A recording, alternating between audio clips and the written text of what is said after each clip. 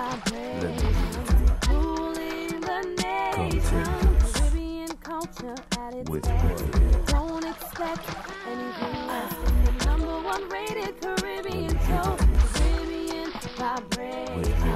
Caribbean vibration. Caribbean vibration. Caribbean vibration.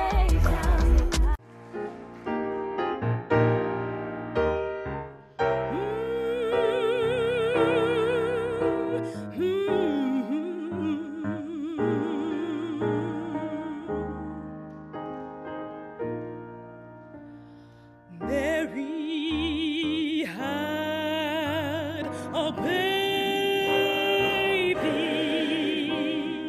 oh my Lord, oh Mary had... This is our 15th anniversary season.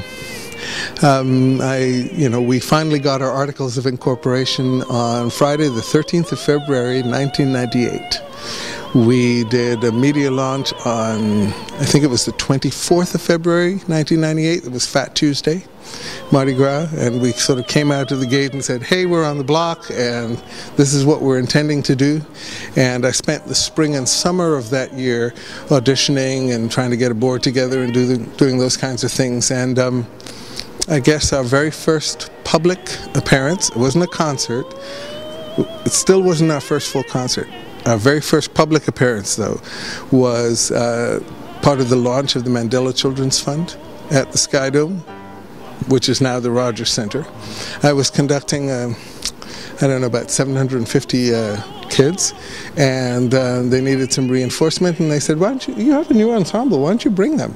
So I brought them, and we were dancing on stage with Mandela. He came and pulled people out of the choir and started to dance and stuff like that. That's how we started. Born in a manger, Lord. Oh,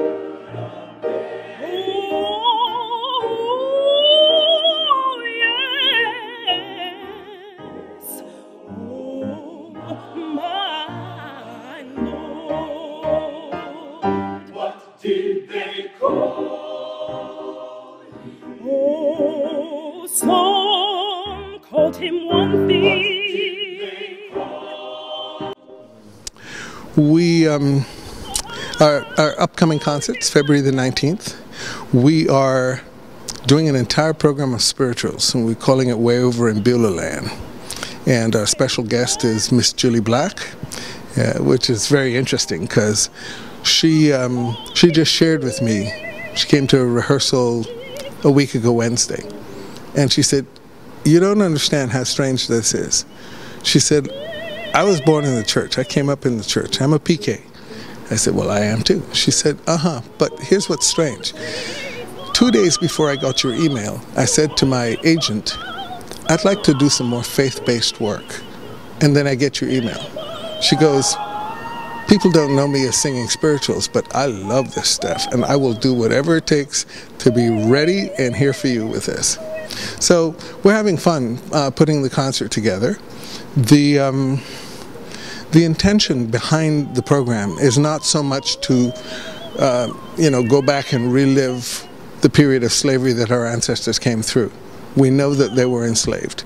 We know that they created this body of music called the spiritual to sustain them through that period and to sing their freedom into existence.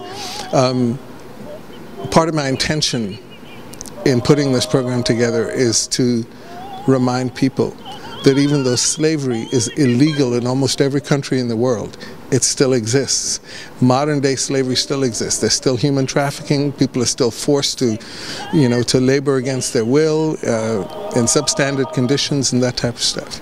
And I think it behooves us to say no until all of us are free.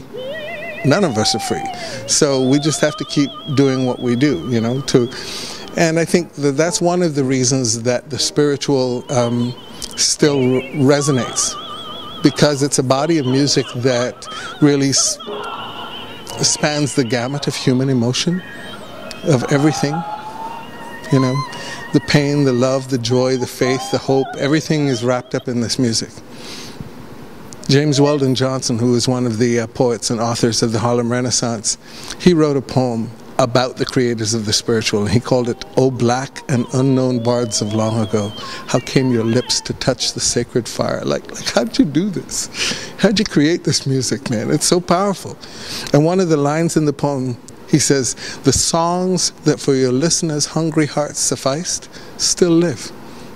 There's a reason that they still resonate, and that's kind of what we want to do with this program.